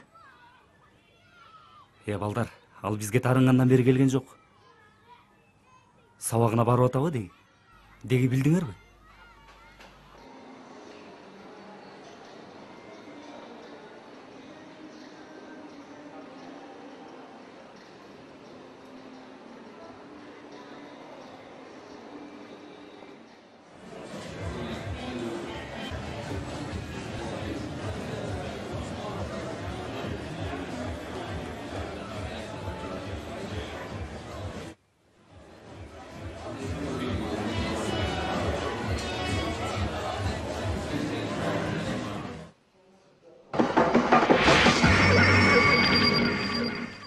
Урматтуу телекөрүүчүлөр, шаарыбызда акыркы 3 күндүн ичинде тоноо кылмышына байланышкан 7 кылмыш фактысы катталып, жабырлануучулар ири суммадагы нактылуу аякчыларын тоноочуга тартырып жиберишкен. Жабырлануучулардын көрсөтмөсүнүн негизинде тоноочунун фотороботу түзүлдү. Тоноочу 20-22 жаштарда, орто бойлуу, арык чырай, ак жуумал. Азия улутундагы бул жигиттин жанында куралы болушу мүмкүн. Шектүүнүн акыркы жасаган кылмышы Чыгыш 5 кичи району тургундары Алымбековдордун үй бүлөсүнүн жабыркашына себепкер болду. Үй ээси Алымбеков Нургазы кылмыш катталган жерде каза болду. Ал эми келинчеги Алымбекова Дамира оор жаракат менен ооруканага жеткирилип, тилекке каршы аны аман алып калууга болгон жок. Бирок милиция кызматкерлерине алгачкы көрсөтмөлөрдү берүүгө жетишкен. Ушул кылмышкердин кылмыштуу аракетинен бир үй бүлөнүн 2 баласы ата-энесинен ажырап, жетим калды. Эгерде изделип жаткан адам туурасында маалымат билсеңиздер, 102 же 25-79-42 телефонуна чалып, кылмыштын бетин ачылышына жардам беришиңиздерди суранышат. Ушундай маалыматтар көрсөтүүбүздүн бар кызым ишке чыгыптыр.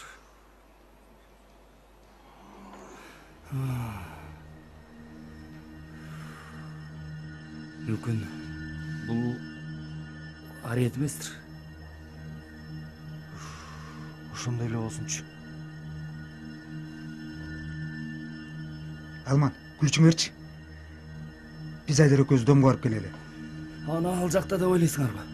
Анан каякта болмок эле? Жок. Бул Ариет эмес. Жөн эле окшоштук. Бирок эртерээк келгиле. Мейли. Сарсана болбу? Баса. Адегенде жатаканасынан карап көргүлөчү. Макул.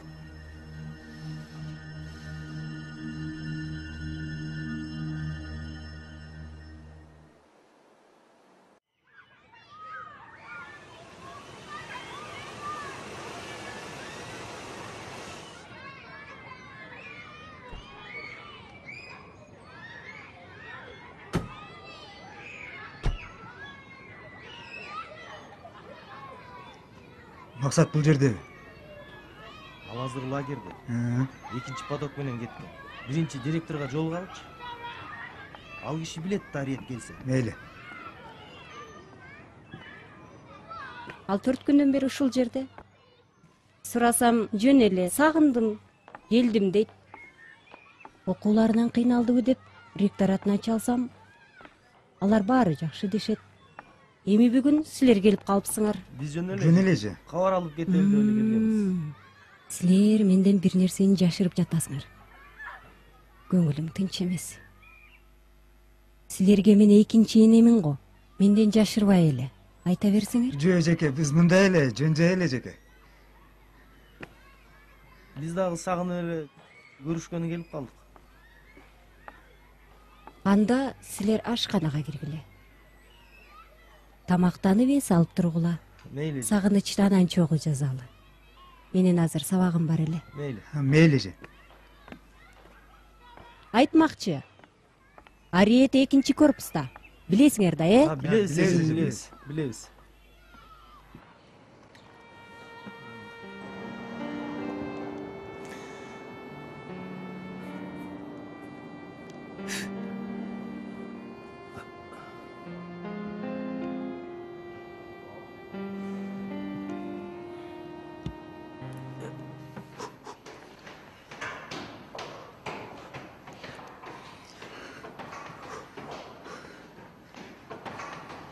Марат.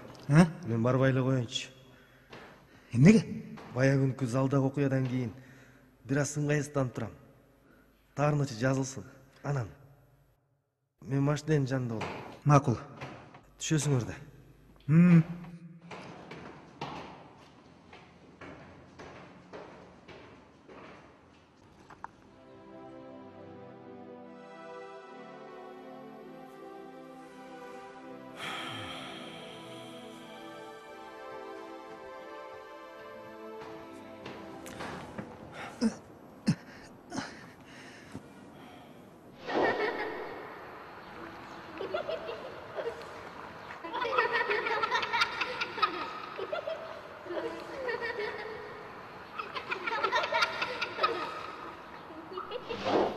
Кандайсың, Марат? Жакшы, киллер. Оозуңа карап сүйлө. Эмне деп эле дөөрүп атасың? Дөөрүбөй эле. Же башкалардын баарын келесе деп ойлоп атасыңбы? Биз эми баарын билебиз. Прокурор келген тура. Может, спецгруппа чакыртып кармап береттирсиң? Эмне болду сага, Ариет? Мен сени тааныбай турам. Акыл эсиң жайындабы деги?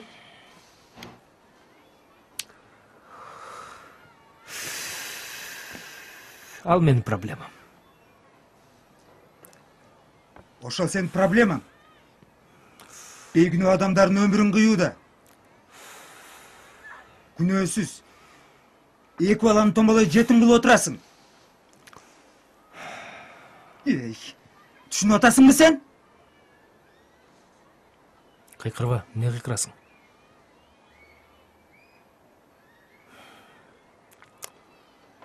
А мени ким түшүндү? Мына жетимди ким түшүндү? Билесиңби? Азыр бул жашоодо баарын акча гана чечип калган. Акчаң болсо гана сени адамдар түшүнүшөт. Ал акча болсо менде саман. Мына акча. Бул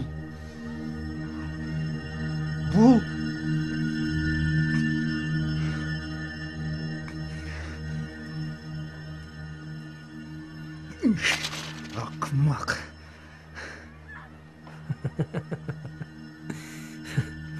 Мен акмак болсом мага неге келдиң?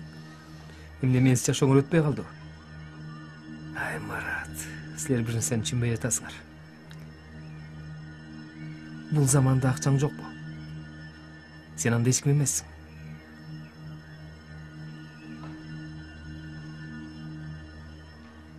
Акча баарын чечет. Уктуңбу?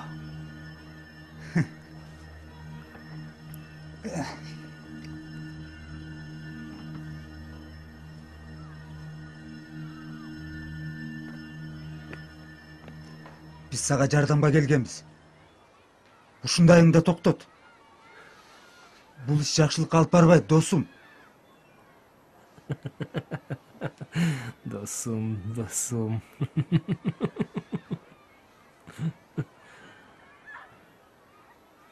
Сен эмне? Биздин достугубуздан күмөн санай баштагансыңбы? Же ичинде эле акылыңдан азгансыңбы? Карачы айланаңды. Бизге окшогон дүйнөсү кемдер аз эмес.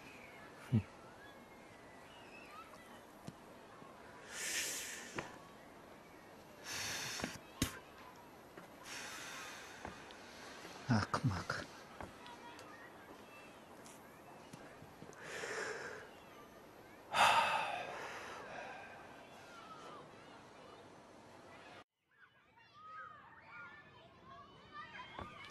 Кеттик. Ариет кана?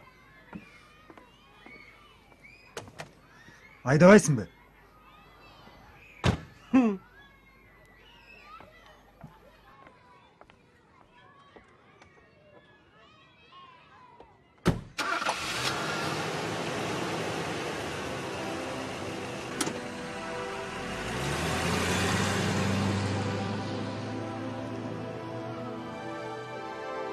İyi basa toktоч. Дагы эмне болуп кетти?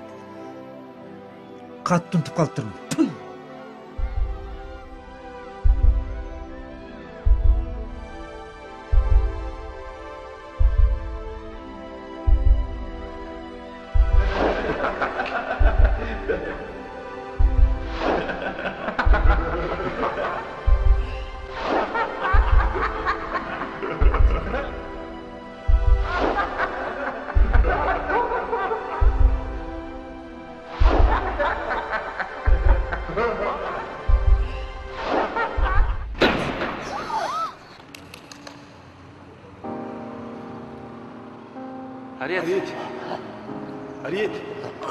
Ариет, чыда.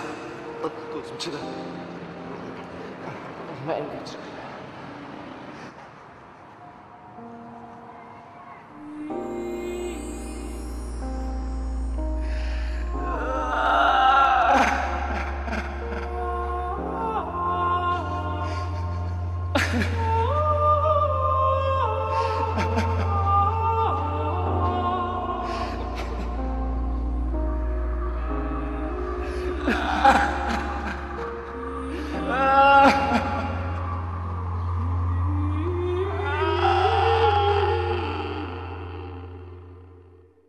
أعوذ بالله من الشيطان الرجيم بسم الله الرحمن الرحيم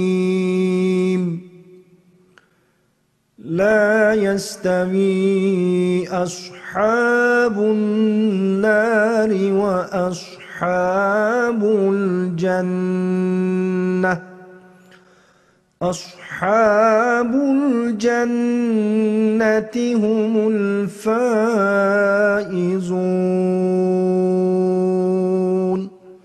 سبحان ربك رب العزة عما يصفون وسلام على المرسلين والحمد لله رب العالمين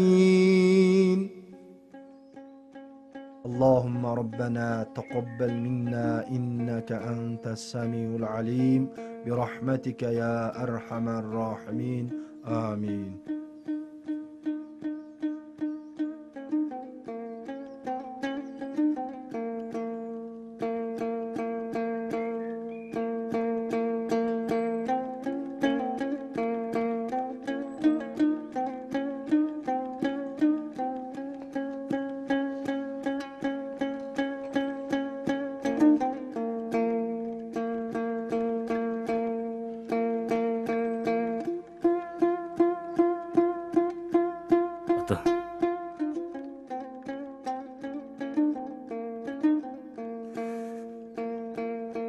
Бұл сізге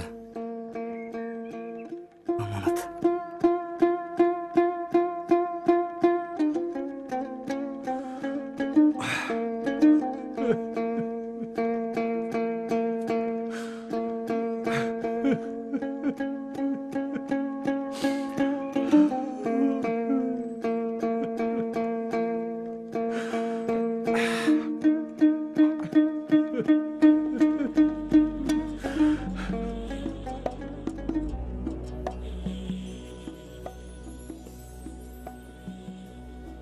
Мени эмнеге чакырдың эле? Айдарлар сага бир нерсени берип кой дештеле. Эмнени?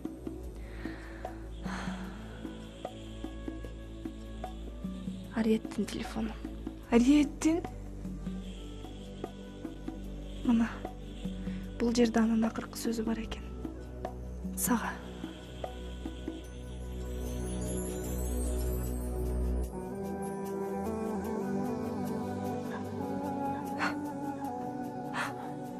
Мени жалгыз калтырчы.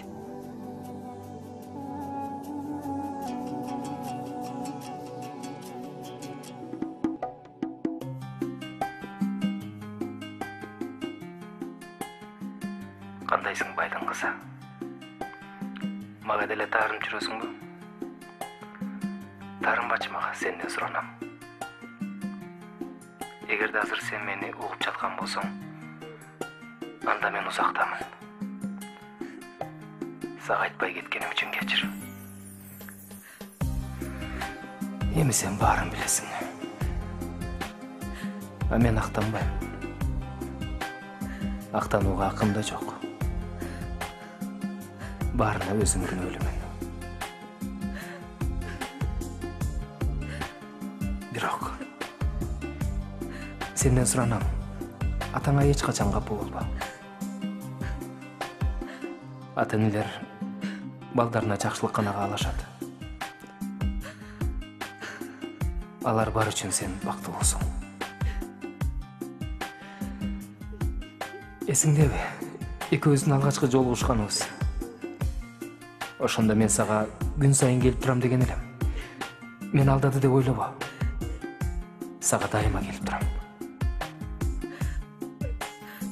Эрте таңдагы күндүн нуру, көктөгү учкан жылдыз, саамайыңан сылаган сыдырым жел. Алардын баарын мен деп билген. Бул дүйнө мен үчүн тартык кылды. Мен бул жалган дүйнөдөн бир эле чындыкты көрдүм. Ал чындык. Бул сүйүү. Мен үчүн баары бүттү. Мен эми күнөөсүз кеткен адамдардын артынан барып, алардан кечирим сурагым келди. Бирок алар мени кечире бербеген. Кечир мени. Менин айдайым. Кечиргиле менин досторум. Менин бир тууган досторум.